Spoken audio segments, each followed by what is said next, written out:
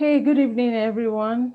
You're very welcome to Immigrant Techies Alberta. Happy to have you join us tonight. And the purpose of this group, who we are a tech enthusiast group for highly skilled immigrant professionals who are already in tech or are looking to pivot to tech careers and startups. And it's not just for immigrants. It's not an exclusive group. It's for people that are curious, that just want to know what's happening in that space and want to explore. And what we represent is we represent a bridge to Alberta's tech ecosystem. And this happened for me because out of my curiosity, I wanted to see what was happening in that space. So I started attending Rainforest Alberta, and then I see a lot of resources, a lot of people that are willing to help.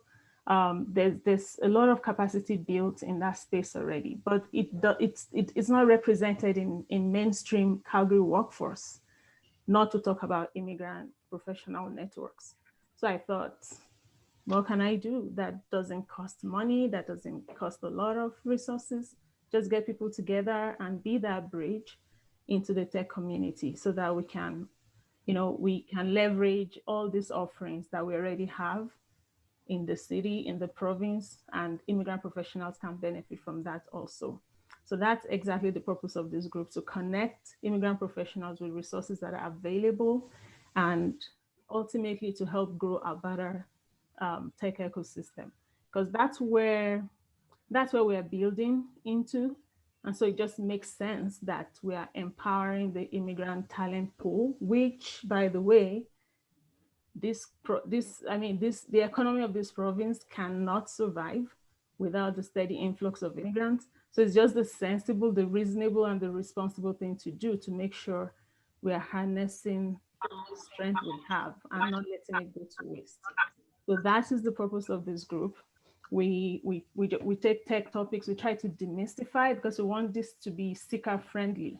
So the purpose is to demystify all the tech concepts and to make people feel welcome, even if they have no tech background, but to come to this space and just explore and ask all the questions.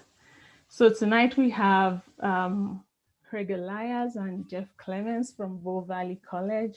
We are going to ask them anything cloud computing, and then Craig is going to share an information about an upcoming training in AWS with us. So with that, I'll invite Jeff first to introduce himself, tell us what you do, and yeah. Awesome. Well, thanks for having me tonight. Thanks to both you and me and Craig. This is really exciting. I lived in Japan for a year, so having been an immigrant in another country, I know exactly what it's like needing to make a community.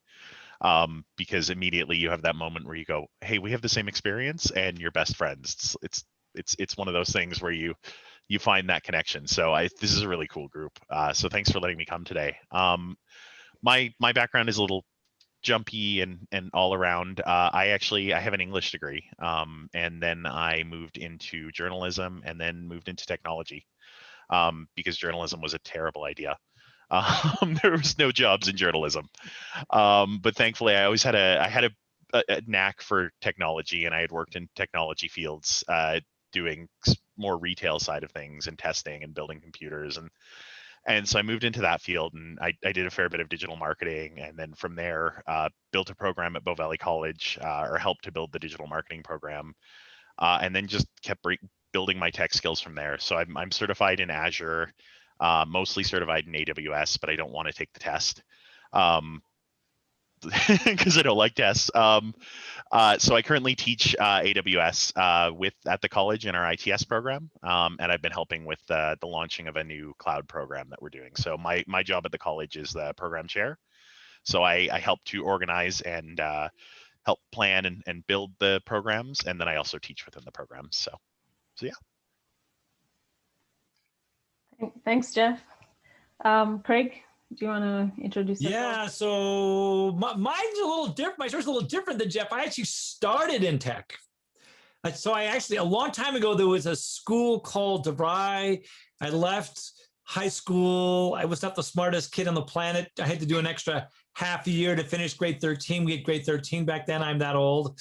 Yeah, Jeff laughs. Yeah, that's how old I am. Grade 13, and I was putting myself through night school at this place called DeVry, and I'm doing computer science classes, and I'm getting like 94, 96, 98%. And my dad's like, if you're getting marks that high, you're not learning anything.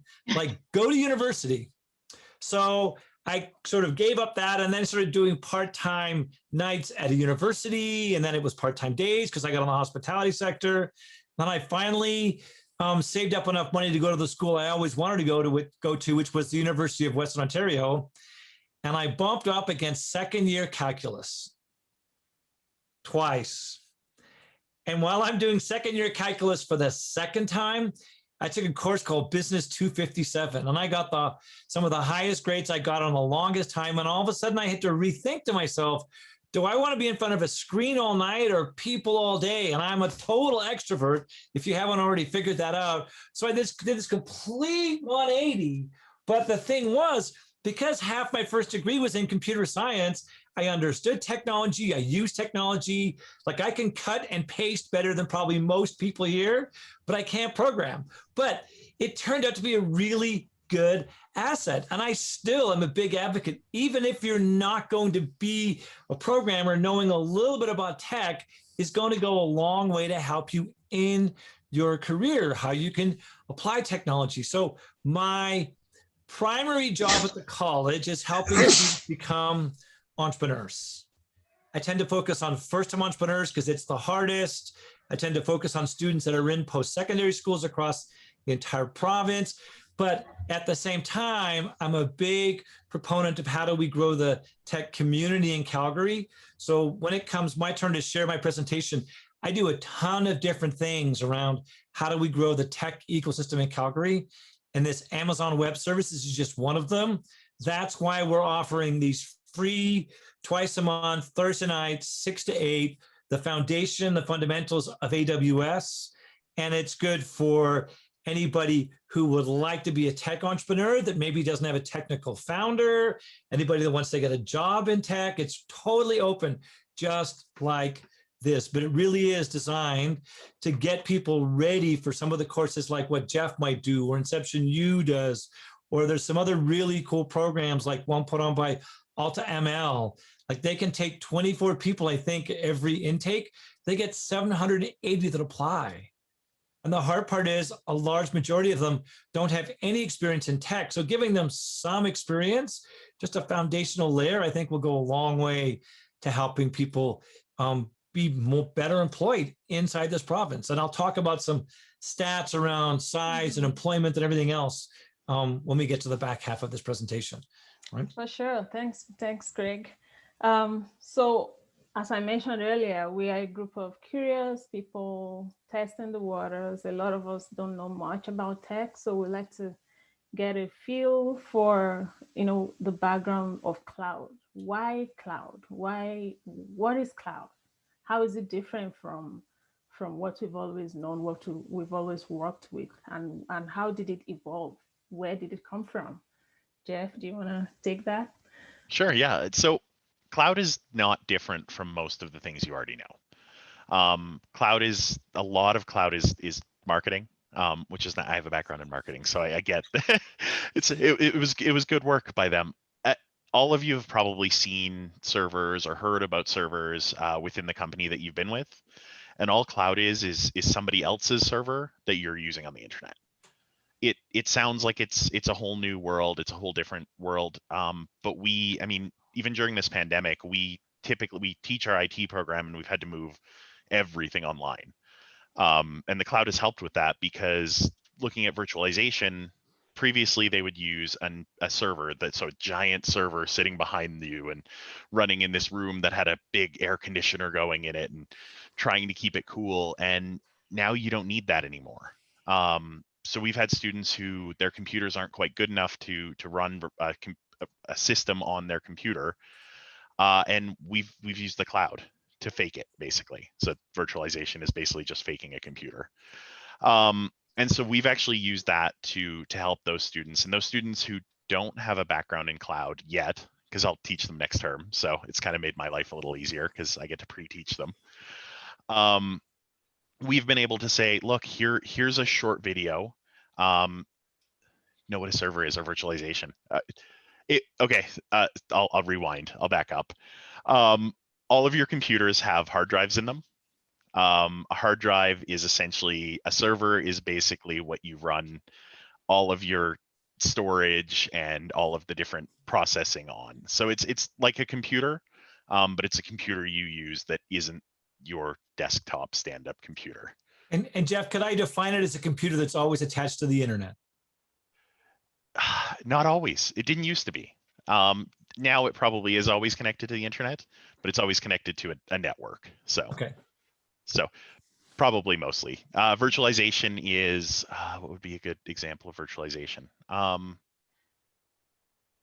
I need to figure out better on that one. I don't know if I have a good example of virtualization. I guess virtualization would be similar. So it's almost, if you've ever logged into a computer from if you go on your computer and you log into a site and you're using somebody else's computer, or if you're screen sharing, that's similar to virtualization. So it's this iPad.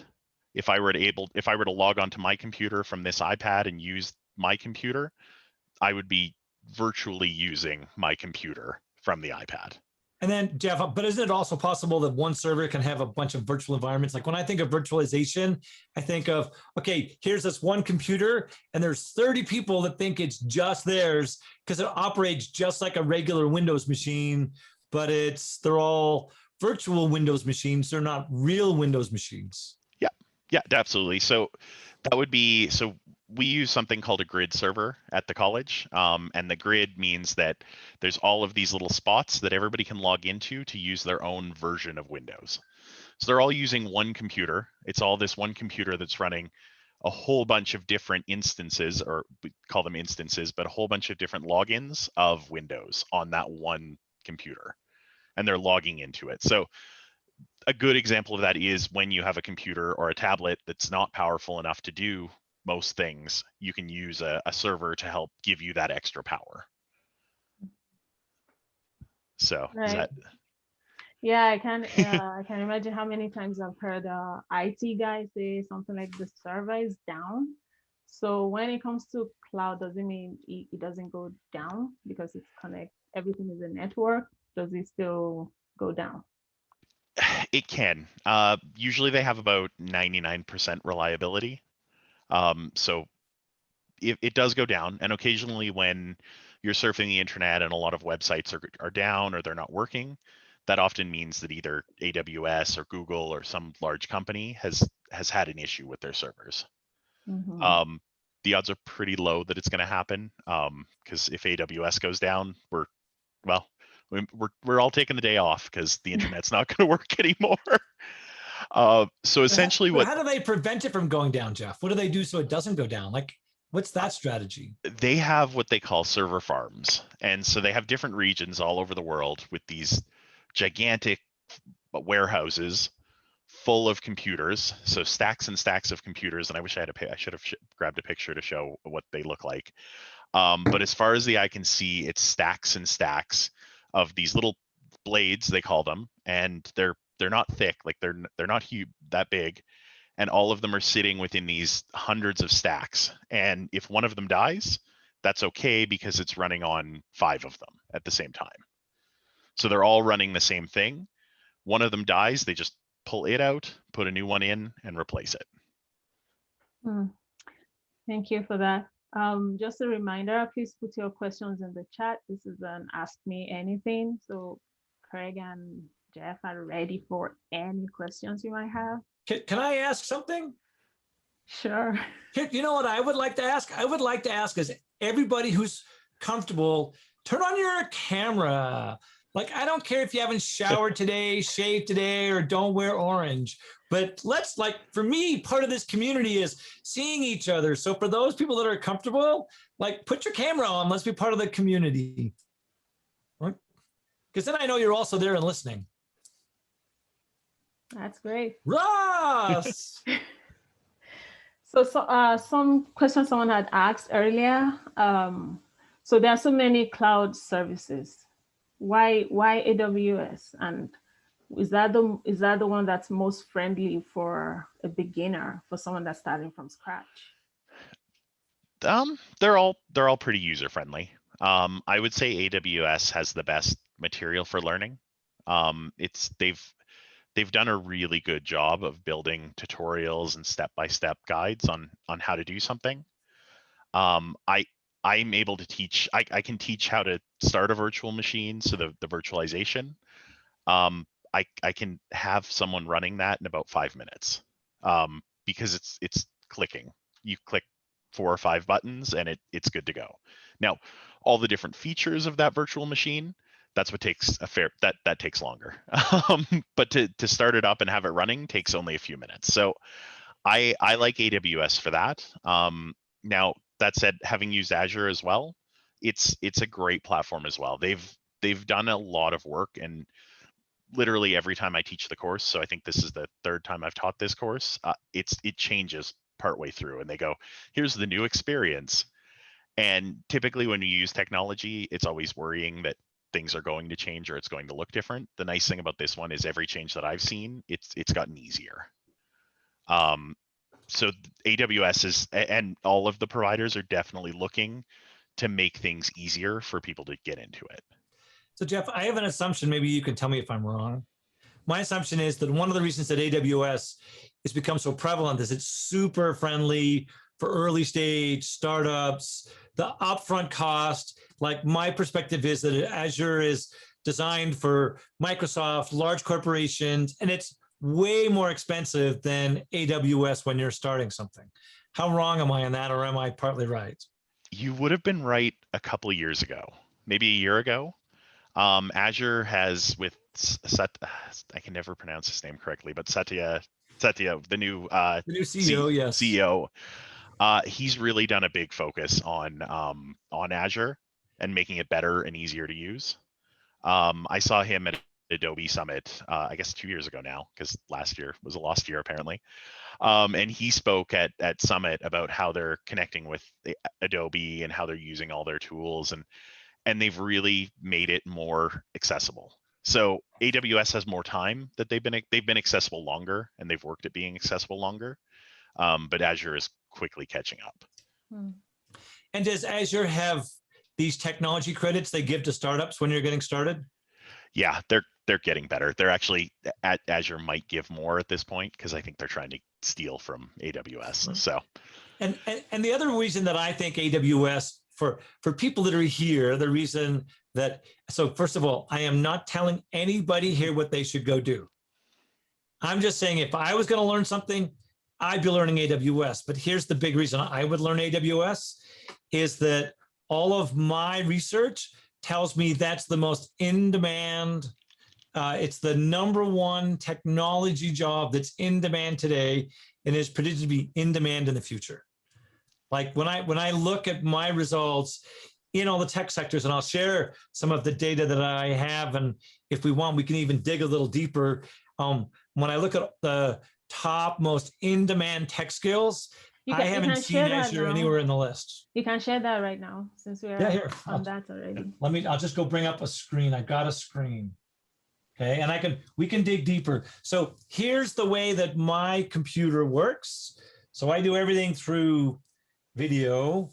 What I'm going to do is I'm going to share my screen. So if people want to see my screen big, you have to right mouse on my picture and say pin this video. When you pin this video, my picture takes up the entire screen.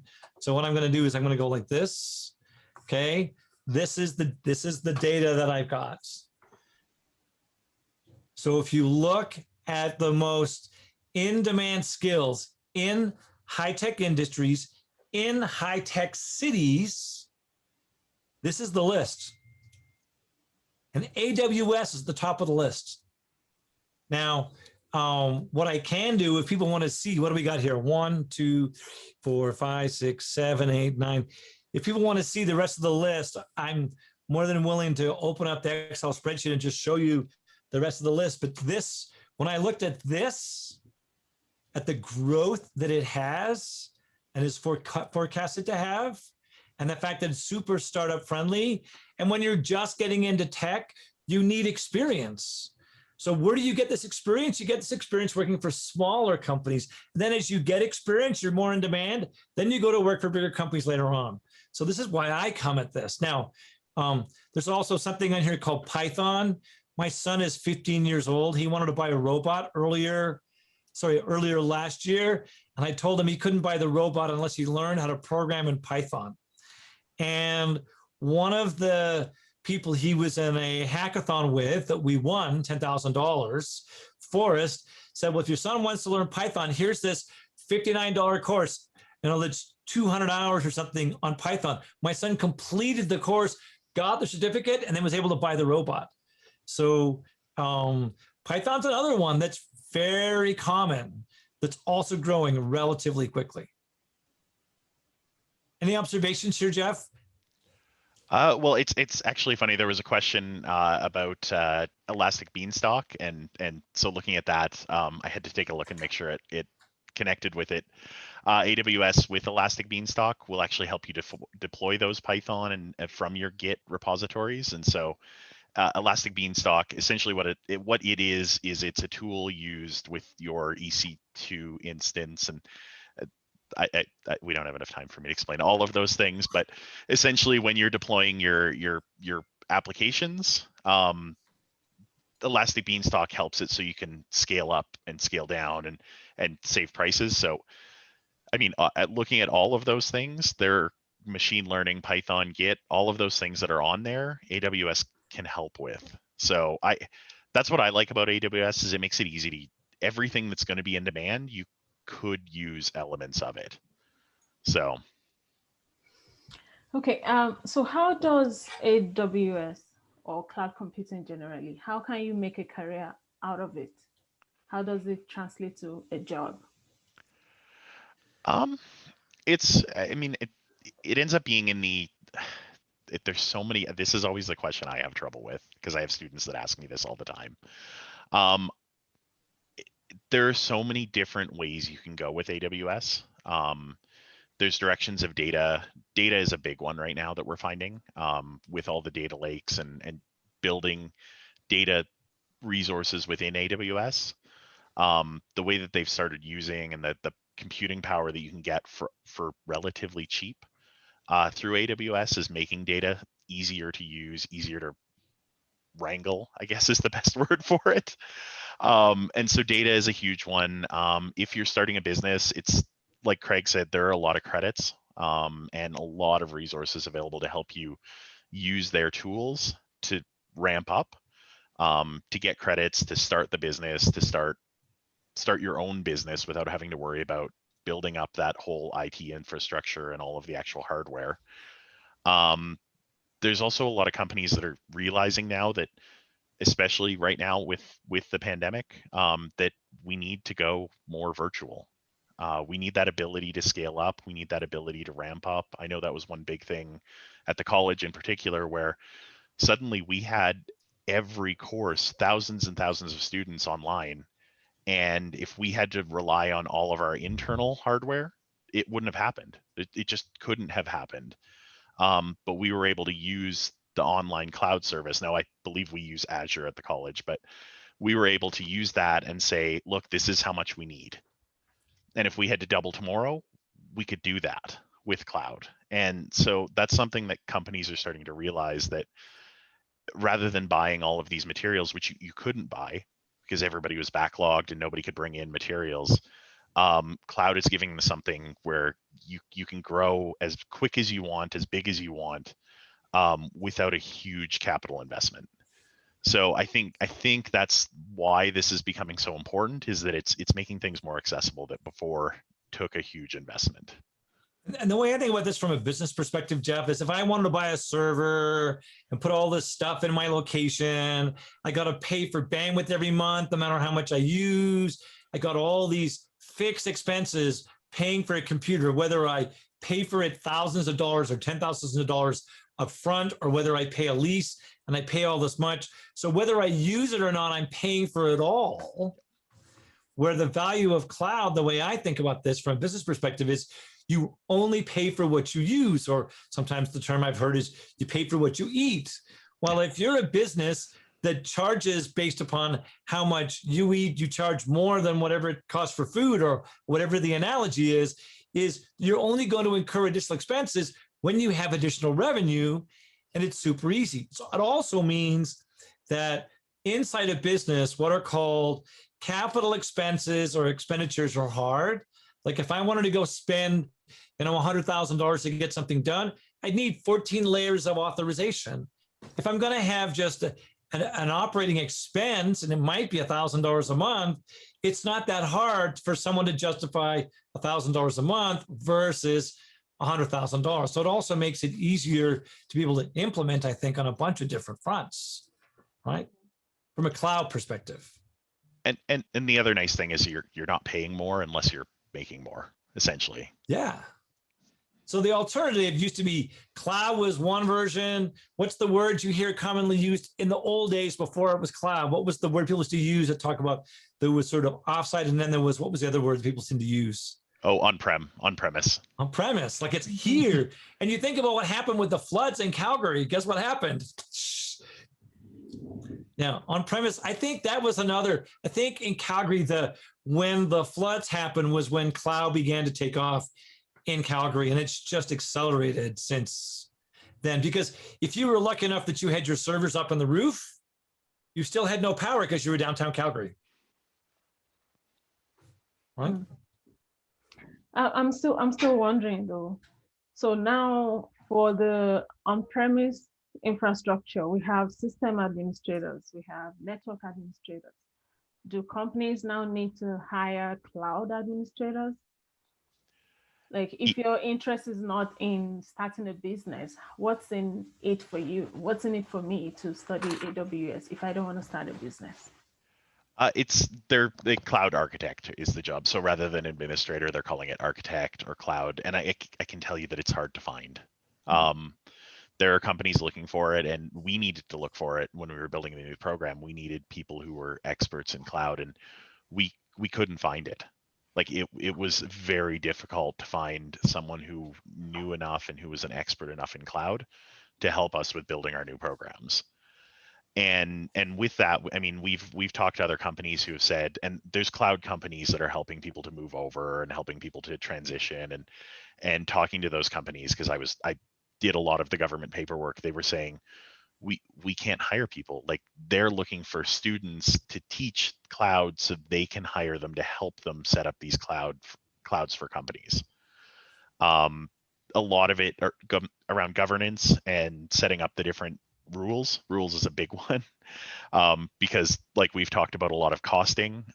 There's costing rules that you set up, and you build up who has access and who has access to different levels. So it's a very in-depth role that you end up having. You almost become the everybody says the cloud guru, which is, I hate that word, but you end up being the person who is the one who provisions everything. You say, okay, well, we need this much cloud, we're able to do that. We need to ramp things up. We need to put limits at this point. We need to make sure that we have that elasticity to say, okay, if the demand goes this high, we're able to go this high, but we don't stay at this high. And so there's a lot of companies looking to hire that to ensure those stay and to make sure that everything is built correctly. So when Jeff says it's scarcity and he can't find somebody, so other people that are on this call, other than me, myself, and Jeff, when there's scarcity, what does that mean for you? Chisholm, what does it mean? Opportunities, I guess. Yeah, it means you get paid more, right? If everybody's chomping at the bit because they want you, then you get paid more, right? I have a friend, his name is Jojo. He programs in COBOL and Pascal, and he does it for insurance agencies. Almost nobody else on the planet knows how to do this stuff. So if anything needs to get fixed, he's the guy, right? So being in demand is one of those really cool things. Now, what I will do at some point is I can also share some data around the different types of jobs in tech. So my argument to everybody here is you don't have to be in tech in order to be in tech. Like I spent 25 years making more money every single month. Pretty much every month I made more money than the month before as a salesperson in tech, right? I'm not a programmer. There's all kinds of other really cool jobs, and we can spend some time talking about what are all those different opportunities. So if it turns out you're not a programmer, if you don't think like a programmer, it's okay. You don't have to be a programmer to be in tech, right? Okay, we'll go through some of the questions in the chat, and then we'll Yeah. go back to Craig to talk more about the Techathon. Chizong, do you want to read out the questions? Yeah, sure. I think Jeff and Craig have answered some of them while they were talking. And the ones that are yet to be answered, somebody was asking the best pathway for a new IT entrant to become AWS cloud architect. I would say probably the best way is to start. I was just looking to see if the Educate is. It looks like Educate is mainly through post secondaries, but through AWS they have there's a lot of resources. So signing up. Typically, when you sign up, you get I can't remember if it's $50 or $100 credit. And within their pathway and within joining, actually I'll bring it up as we talk, but within that, within those credits and within the AWS class or the AWS platform in their console, you can actually run through a lot of different pathways and a lot of different learnings just simply by going into the actual work area. So let me see if I can.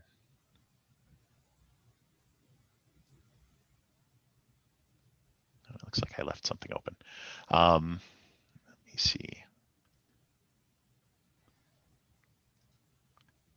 It's been a while since I've shared. I'll see, Jeff. I think I might have some. I've got an email that I sent out to everybody who participated last week. There's some links in there which I think are worthwhile. Let me see if I can also find some links while you're doing that. Definitely have some links that I can share as well. But so this is the AWS management console. Can everybody see this? Yeah. Okay. Within this, so these are all the different services that you can do within Amazon services. So I apparently just did virtualization recently. But if you scroll down to the bottom, they have these sections of build a solution, and you can launch a virtual machine, build a web app. So that's the Elastic Beanstalk, build using virtual servers, register a domain. All of these are just step by step. And then they also have these sections where you can actually see here's all the tutorials.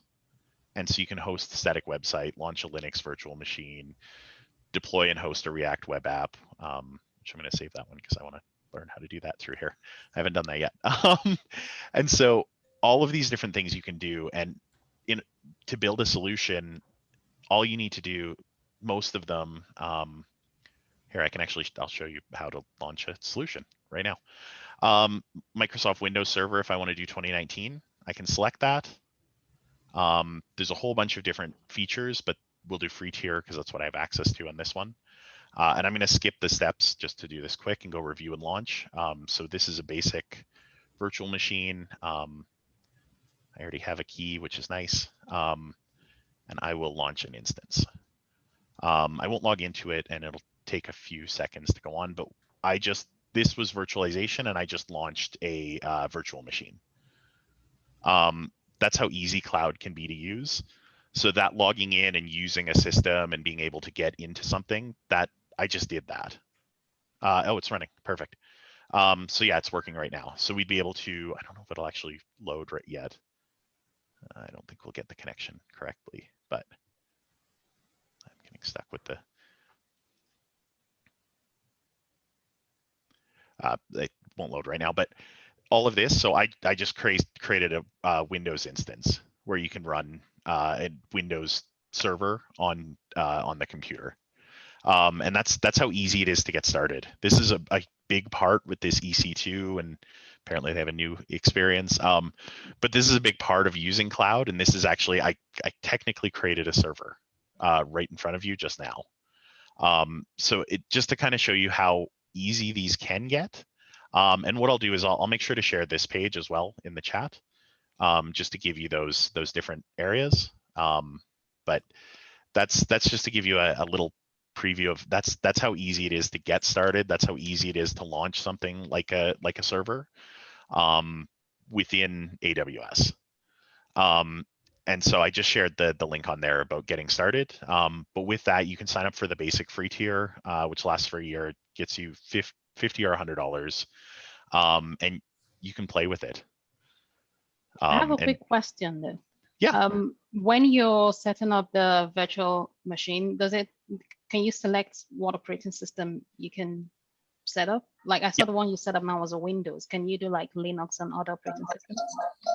yeah. I went quick on that one. We can do like Linux. You can do Red Hat or SUS or any of the Ubuntu. You can also do. I'm just looking at all of them. There's deep learning Ubuntu. There's every Windows server that you want. They have the Amazon Linux, which does their deep learning. So I think there's probably about 50 different options of what you can do. Some of them are free, some of them cost, but there's lots of options of what you're able to launch with that. I make the students launch Linux and Windows because it's the ones that are used. Just for those who maybe don't use Zoom all the time, you will notice in the chat that at the very bottom, it says to, then everyone. To the next of that is a file, where if you wanted to upload a file, you could. But next to that, there are 3 dots. And those 3 dots will allow you to download the chat file. So the link that Jeff puts in and all the links that I put in later, if you want to access them later on, you just download the chat file. It'll put it on your computer. You'll have access to them anytime you want. Okay. One last question before I come back to you, Craig. Yeah. If I don't want to be a cloud architect, is there still value in learning AWS? Does it enrich the other aspects of tech? Or is it just focused on being an architect? I think the value and our students don't actually get all the way to architect. There's not enough time to do that. So we do a lot of the basics. And a huge part of the biggest thing we hear in tech is learning how to cost. So how do you figure out how much this cloud is going to cost me? And with that one, I'll share the total cost calculator. But running through that and learning how to use that is actually probably is probably more difficult, but probably just as important as learning how to use the services. And with that's project management and figuring out all those things. So you don't have to get deep into it to be able to be useful with it. Good to know. Okay, Craig, tell us about the Techathon Thursdays. Well, yeah. So I'm going to share my slides. So same thing. I'm going to go back to my other computer. I'm going to open my deck. So if you want to see my slides, what you have to do is just go to me, and you should be able to right mouse, and it says pin. And then what happens is what would normally be my video, my picture, which is this, will now take up the entire screen. Okay. And then I'm just going to go like this. So you can also see my pretty face while we're still doing everything else. This was the conversation that I gave last week. Now I've added a couple of extra slides. I did add a slide about Bow Valley College. So first of all, Jeff and I are not here to sell you to become a customer or sell you to become a student. What we would love for you to do is participate in the free stuff that we offer on Thursday nights. But just so you know where Jeff and I come from, so we have multiple locations, diplomas, certificates. So a lot of what Jeff does is a year post-diploma stuff. The average age of a student on campus is 28 years old. So this is not like a regular university. This is where people generally come when they move here from out of the country, when maybe they didn't do really well in high school and all of a sudden get to the point where they want to do something with their career. They come back to be upskilled. 16,000 students, 15% of those are international, which means they're from another country and studying at Bow Valley College. But here's the crazy statistic, 30%, 4,800 of those students that we have on college are new Canadians, right? I never, for whatever reason, it never crossed my mind to think about new Canadians in tech. So when you brought this up, I'm thinking, hey, there's something really here. And here's what I find super interesting. I haven't done class visits, like go to a class, since March of last year, early March, like the 10th or 11th. But I used to do class visits, and I would do on average 135 or 140 every year in September in the first 2 weeks of class. And it didn't matter which class I went to. When I asked how many of you would like to have your own idea one day or have your own business one day, like half of the people put their hands up. It's an amazing statistic, right? And 76% of the students on campus are women. So I think about women in tech, new Canadians. It just seems like such an obvious thing that I just never thought of before. So I am what is called an entrepreneur in residence. My job is to help people become business owners, entrepreneurs. I run a 5-day innovation event called the Innovation Rodeo. I run an initiative across the entire province, helping students at post-secondary schools across the entire province become first-time entrepreneurs. And I run on occasion, once, maybe twice a year, I run on something called Startup Saturdays. There are these startup weekends, but not many of us can give up an entire weekend to make it happen. But here's something I want to make sure that we do. I don't know how many of you have met each other or know each other, but here's the thing I'm always a big fan of is when I do this is maybe if you haven't met or don't know each other yet, maybe you can just take 30 seconds and put your LinkedIn profile in the chat if you're comfortable. Go find LinkedIn. Go get your LinkedIn profile. Go put it in the chat. I'm going to put mine in here. Hold on.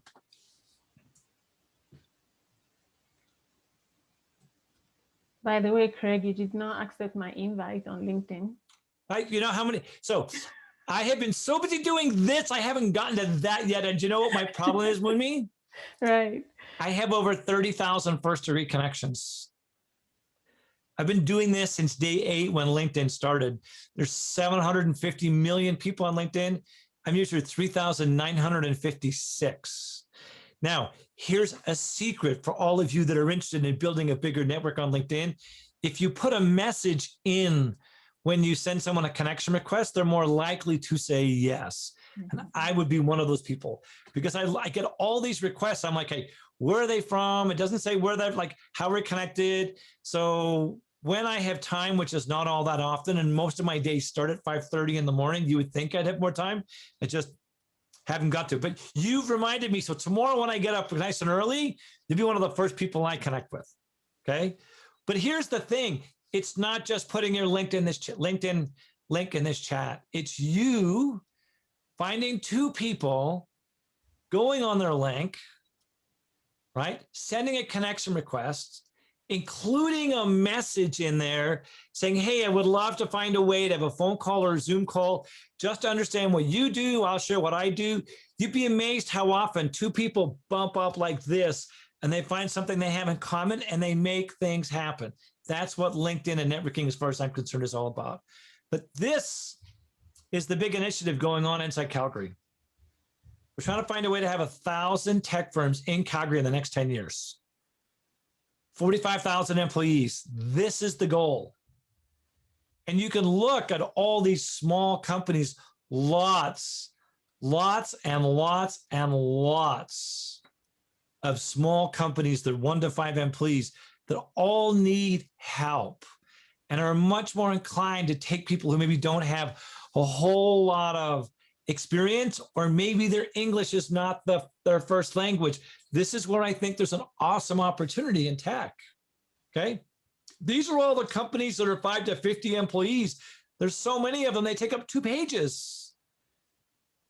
These are also really awesome places. If you want to get started in tech, going to work for these smaller companies is a great way to get started and make your way into something that you really want.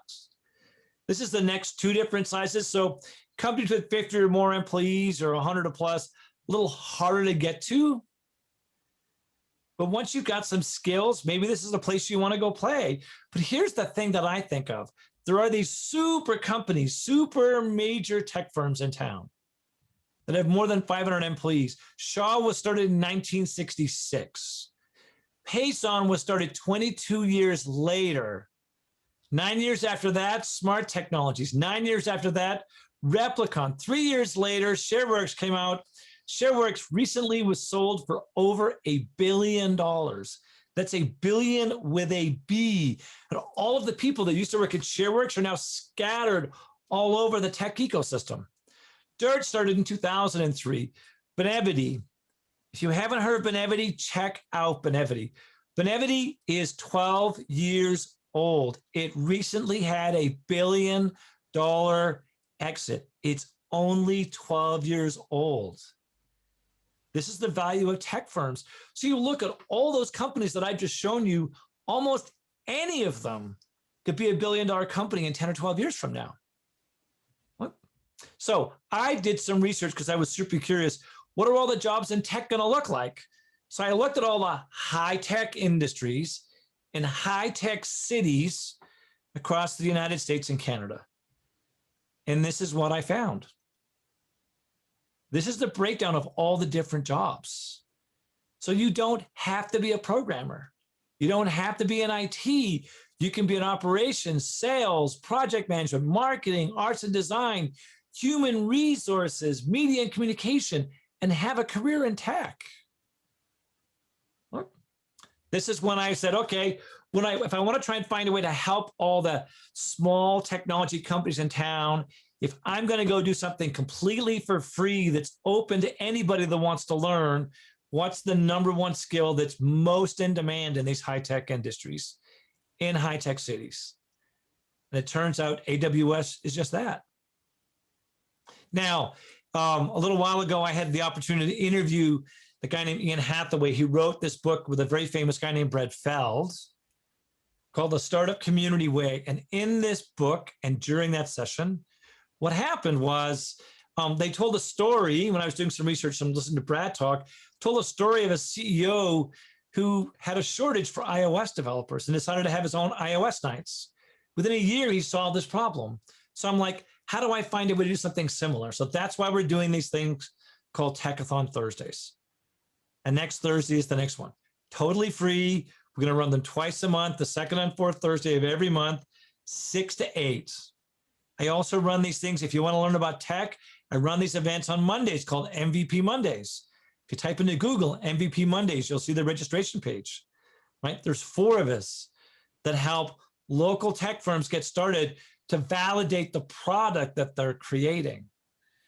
We on Tuesdays run something called Tech Sales Tuesdays, the first and third Tuesdays. We just had one today. We had one today with a founder of a tech firm that is a finalist, one of 10 companies on the planet in the hunt for $20 million on the Carbon X Prize. This is free. We run, there's 5 of us. Between the 5 of us, we have over 100 years of tech sales experience. Victoria, the second one in, lives in Texas. She was missing today. I think she's without power and her cell phone has probably died because nobody's got power in Texas. That place is a disaster right now. We run these other events called Wannabe Wednesdays. We bring in all these successful first-time entrepreneurs that tell all their stories about how they became successful. Like all of these are totally free. We're going to start something in April called Founder Fridays, where we're going to bring in other people just like Ian, and every single month we'll have a fireside chat. They'll talk about what would it take to build a community or a startup or get into tech.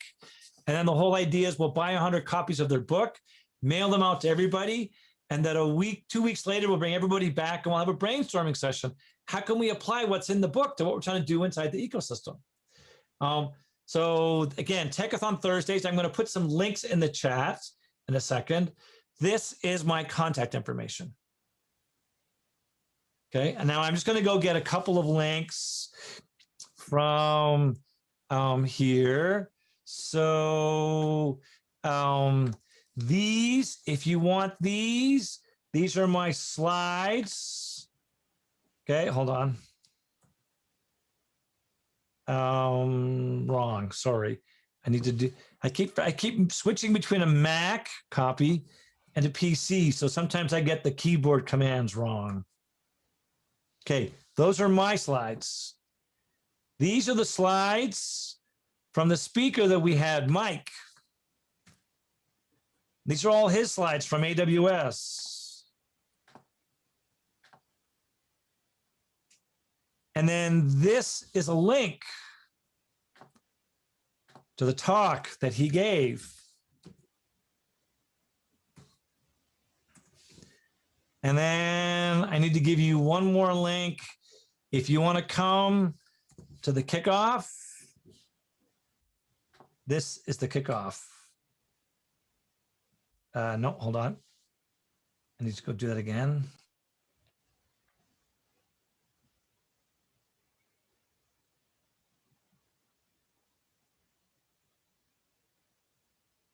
So if you could talk a little more about the Techathon, how long will it take? What's the commitment? And what's the outcome? At the end of the program, what will we have? I can, well, Craig's looking on that one. So the idea behind that is that it's to learn the actual fundamentals. So to actually, trying to remember I can't remember what the first one is. But the idea is that you'll learn some of the skills in AWS and actually be able to do something, rather than like what I just showed you was very quick and didn't actually give you any real skill. You just looked and went, okay, I can look at these things. This one is actually somebody from AWS will walk you through step by step how to do something in AWS and how to learn how to do this. So I think the first one is based on provisioning enough so that you could actually put your product onto AWS. So the term we use, WIMI, is called project-based learning. We're going to give you something to work on. So you're not just using tech for no specific purpose. We're going to give you these little tasks, little projects, so you can have some accomplishment when you're finished. So they're every Thursday, 6 to 8. This is an experiment. So in the world of innovation, you don't plan things till there's no tomorrow. You're like, oh, I have a hypothesis. I think this might work. Let's go do this for a while and see what actually happens. So we're trying something that's never been done before. Is it going to be perfect? No, right? So this is not so much AWS certification. This is totally free, but there is, if you go listen to the webinar, there is some, Mike does talk about some online education. There is some certification within AWS that you can get for like $250, $390, or $500. So there is some basic AWS certification that is available through them online. But the whole idea is we're not charging anybody anything for this. This is all totally free, right? So it really is all about having people find a way to say, I want to get in tech. How do I do that? Who are the people I need to know? Where do I turn? How do I get started? So, I mean, Wumi, you had some other questions. I don't know that I answered any of them so far. All I've done is rant. Did you have questions I haven't answered yet? Yes, on the chat, someone's asking for the cost of AWS certification, I think at Bull Valley. So Jeff, what's the cost of Bull Valley College? So we don't do the specific certification because it's part of our program, so we're not allowed to do with the actual. So we prep them up to the point of certification. The actual certification exam is $100, and I included the link in the chat. I think our students get a 25 or they get a discount in it. I don't remember exactly what it is, but I think it's 25 or 50% discount on the certification. So the question is, do I need to pay anything to learn cloud computing? In some respects, what we're going to do is all free. If you want to go, so there are options afterwards. There is a group called Inception U. They're part of this. Jeff and his folks at Bull Valley College are part of this. The folks at Alta ML, they're also part of this. So there are other options as you go forward. But the idea is, if you want to learn cloud computing, you don't need anything. Jeff, all those courses are online or free, are they not? Yeah, there's definitely free for every. I shared Azure and AWS, but there's lots of free courses online. So, and a lot of really good resources and a lot of really good materials. You don't have to pay to do it. And the certification is great, but I don't actually know if any of I don't think our subject matters are actually certified because the certification isn't as important because they can't find people who even have the knowledge. So I have to get certified because Azure wants me to get it to teach it. But if you want to work in the field, you don't have to. So. Yeah, and it's a great thing you guys are doing, providing that guided training for free. because I know from my own experience and other people I've spoken with, taking a tech course on your own with no tech background is kind of intimidating.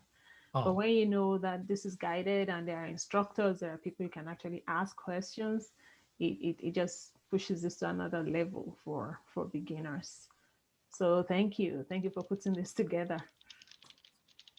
cool. Wow, it's 8 o'clock already. Wow, that hour went by fast.